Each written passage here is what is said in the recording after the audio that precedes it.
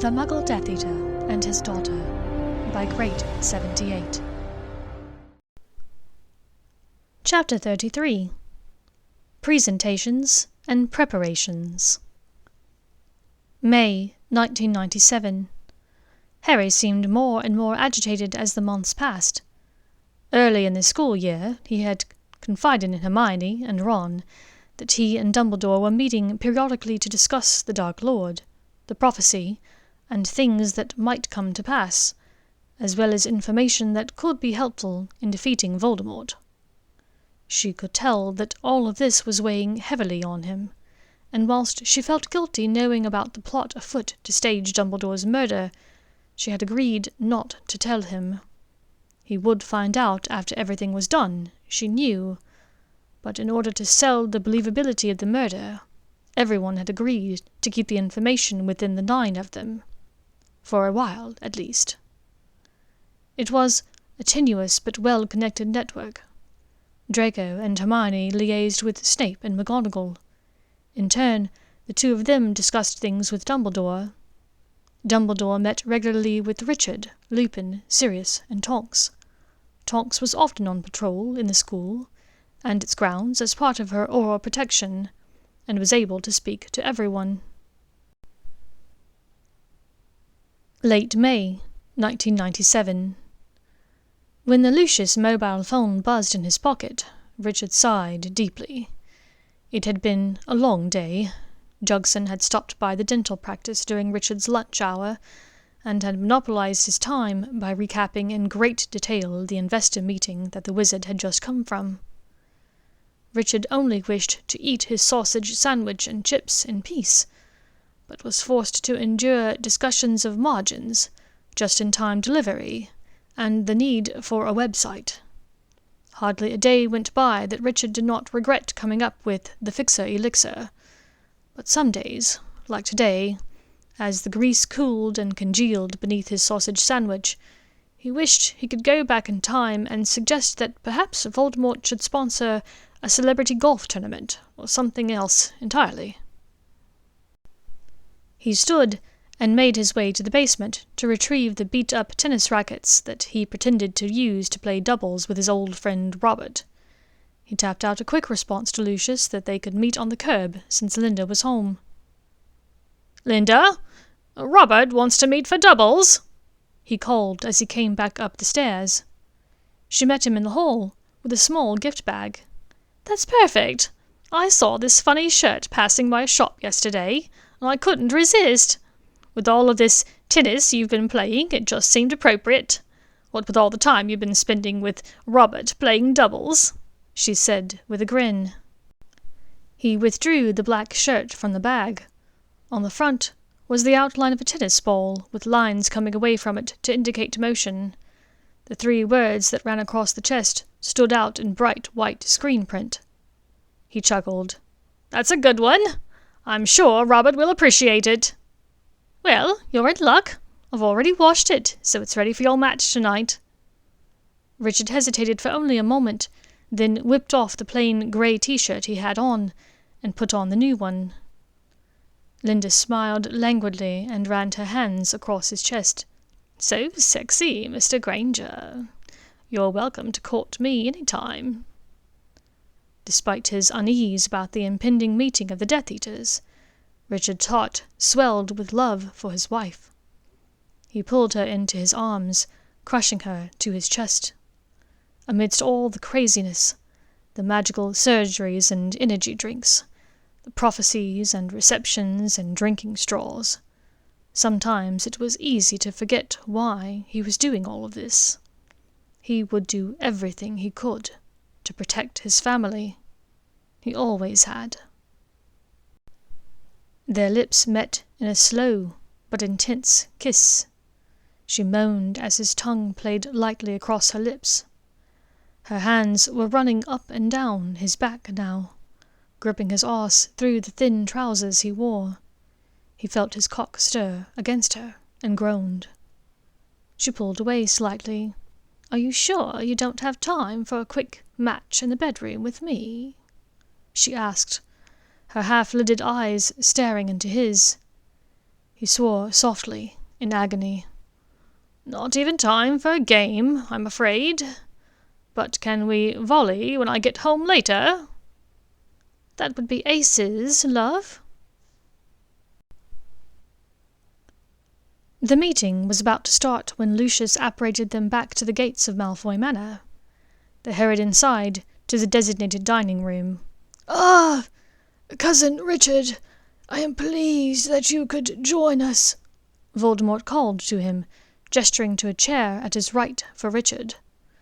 As Richard drew closer, the Dark Lord appeared to notice his shirt. At times I feel that truer words were never spoken," he said, raising his straw to point at the lettering on Richard's shirt. Richard looked down. "Love means nothing?" Voldemort nodded. "Yes, how often that is true." Richard could think of no reply. It made sense, considering who he was talking to, but thought to himself, what an awful comment to make. Voldemort turned to face the rest of the group. "Lucius informs me that young Draco and Miss Granger are close to having a way for a group of us to enter Hogwarts. Who among you will volunteer for this mission?" Richard was quick to raise his hand, and noticed that Bellatrix Lestrange did the same. A small handful of others followed. "Very well. Richard, you shall lead." A yowl, like a cat whose tail had been trod upon, issued from across the room. Bellatrix looked as though Voldemort had slapped her across the face. "Richard shall lead?" she asked scornfully. "Allow me to finish, Bellatrix," Voldemort admonished. "As I was saying, Richard shall lead during the fight that I anticipate against the Order of the Phoenix. However, as he did not attend Hogwarts, he does not know the castle very well. Therefore, Bellatrix, you shall take point in the efforts of getting to wherever Dumbledore is. Once you have found him, remember that the task to kill him falls to young Malfoy and young Granger." Bellatrix grinded her teeth. The dentist within Richard wanted to tell her to stop. Finally, she appeared to back down and nod her acceptance. Richard cleared his throat. "With all due respect, cousin." All eyes turned to him, and Richard could feel the held breath of the collective group. "Yes?" Voldemort asked. "I feel that Draco and Hermione have been developing a strategy to draw Dumbledore to a certain location, and have worked with the school patrols to minimize interactions," Richard said, "and I believe Draco is capable of leading the fight against any resistance we encounter. He is a student, and he's expected to be there. I think if an adult leads the group, it will be immediately obvious that that's an attack." "Perhaps you are right," Voldemort said uncertainly, tapping his straw against his lips. "I believe I will be more useful as a drag man at the end of the patrol.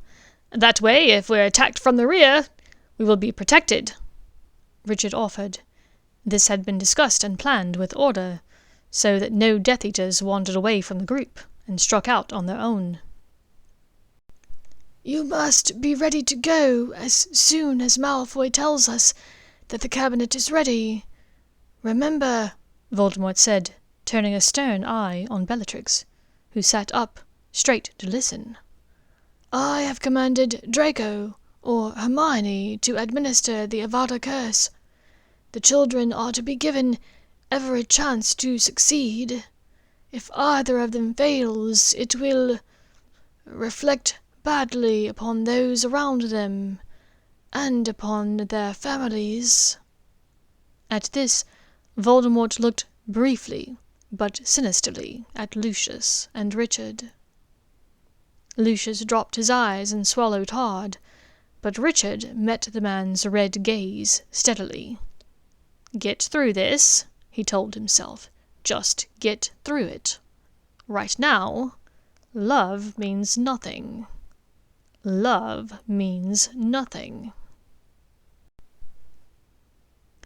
The first week of June, 1997. By the beginning of June, Draco and Hermione were fairly certain that they had solved the mystery of the vanishing cabinet. However, with final examinations and the last Quidditch matches of the year, it had been difficult to find time to perform final tests. Not to mention, neither of them wished to do it. "We can't put it off forever, though. Father says the Dark Lord is getting anxious. It needs to be soon," Draco said, rubbing a figure 8 pattern on Hermione's shoulder. They were lying front to back on an old blue velvet sofa, which had been covered with drawings of smutty runes. The room of requirement, though cavernous, was beautiful in its own way. A cathedral, a monument to things forgotten. She rolled over to face him, her hands trailing down his bare arm. It tickled a bit and he shivered, pulling the blanket tighter around them. "I know we'll have to do it soon. There's only about 3 weeks left in term, but I hate the idea of this whole thing. Harry is going to be so angry at us for keeping this from him. Ron and Ginny, too." She sighed at the thought. "Hermione, we can't worry about that. This is important. It has to be done this way. He has people watching, the order is certain. If Potter's grief and outrage seems staged, if the Dark Lord realizes—" "I know," she interrupted, stealing a quick kiss, "but I also hate having to give up the other benefits of the room." She smiled suggestively, her hand now roaming to his back, then lower. "Miss Granger, are you trying to seduce me?" Draco drawled. "Why? Is it working?" She smiled, tucking her face into the crook of his neck to kiss his pulse. He groaned. "You know it is, witch." He pushed her away slightly, reluctantly. "I know you want to. Believe me, I really want to. But with magical bindings, we aren't even betrothed. We can't yet." She closed her eyes and rolled onto her back, staring up at the ceiling. I know. We can't go all the way. Your future betrothal contract can't be sullied by our out-of-contract contact." She blew out a long breath. "Well, I guess we can enjoy this time whilst it lasts."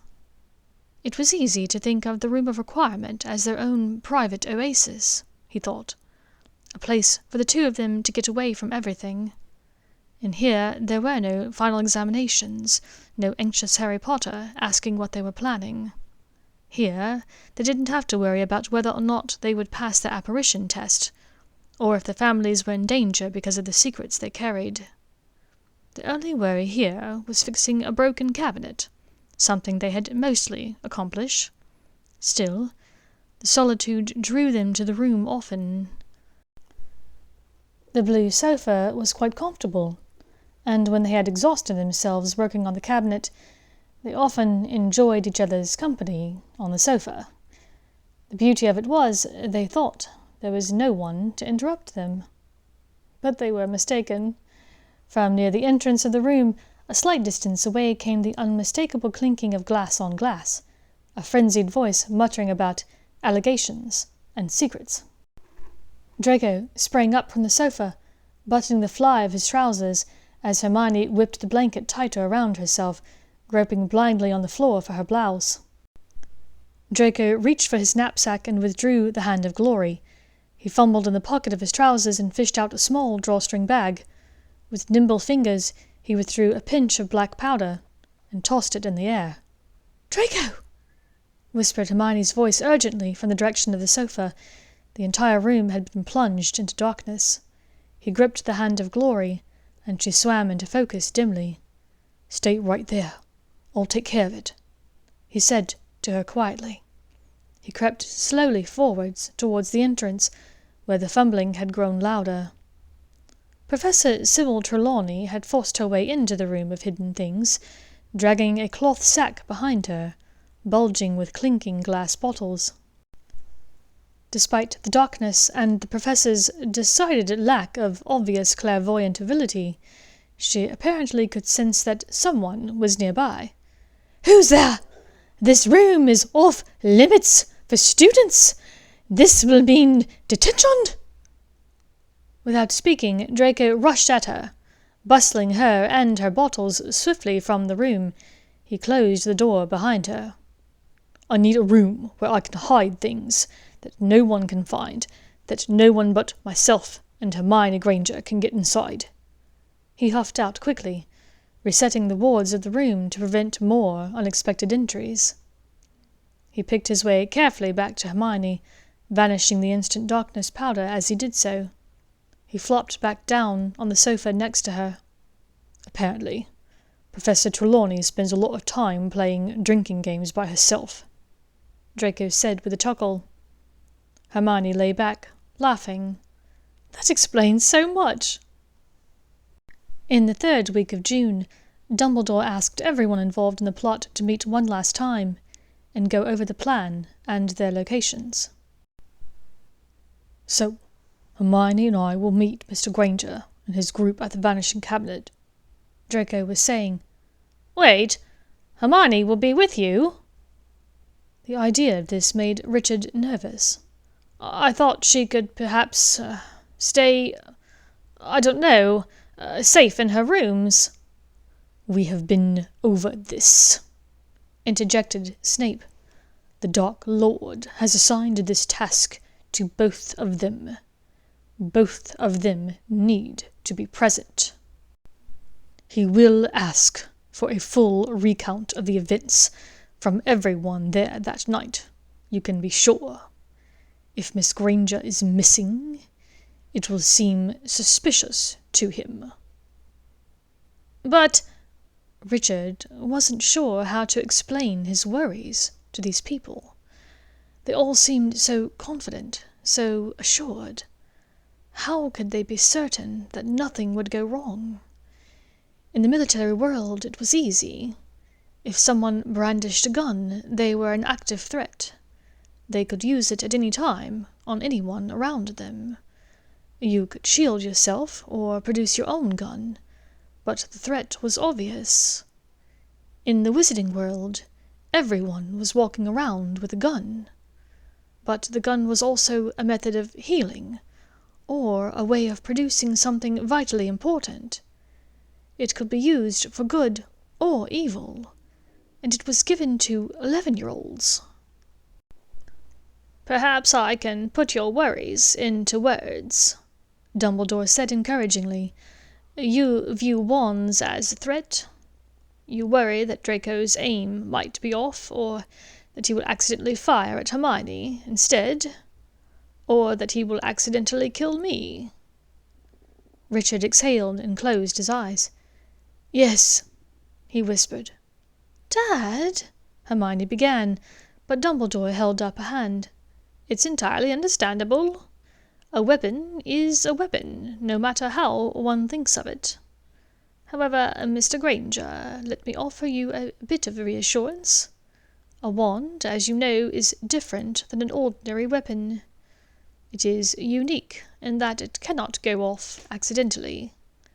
The wand carrier must truly intend to help, or to harm, in order to perform magic. The wand itself is merely a twig, a conduit through which the witch or wizard's intentions are channeled." Dumbledore stood and walked to the perch upon which his beautiful red bird rested. "I believe in my heart of hearts that Draco will have no intent to harm me or anyone else there that night on the Astronomy Tower. It is for that reason that I feel safe with him pointing a wand at me and uttering the curse. The words mean nothing. I could point my wand at any of you and say the words repeatedly, and not a hair would be out of place for any of you." Richard nodded his understanding slowly. "Yes, but Draco wouldn't be the only person up there with Hermione." "That is true," Dumbledore said. And based upon the list of individuals you have said are coming, there is cause to be concerned. Bellatrix Lestrange has never been known for her restraint, and the Carrows are ignorant, depraved, and deviant. The rest of them are apathetic at best. Draco spoke up. Mr. Granger, believe me when I say I will do everything I can to keep Hermione safe. I've been practicing shield charms, and I will do all I can to protect her. I will also be there, Mr. Granger, said Snape. I know we do not know each other well, and I must admit your sense of humour irks me greatly. However, I am duty-bound to protect the students of Hogwarts. Richard smiled and nodded his thanks. I'm glad you will be in the mix, Professor Snape. Not sure how Dumbledore managed to draft you into service, but I appreciate it. Snape simply stared at him for a moment, then looked away, annoyed, whilst Remus and Sirius hid their laughter. The final preparations were discussed. Who would be where and when, and so on. Snape gave the bottle of necessary potion to Sirius, explaining in clipped tones how it would work. For better or worse, the 9 of them were nearly ready. Thank you for listening to this chapter of The Muggle Death Eater by Great 78.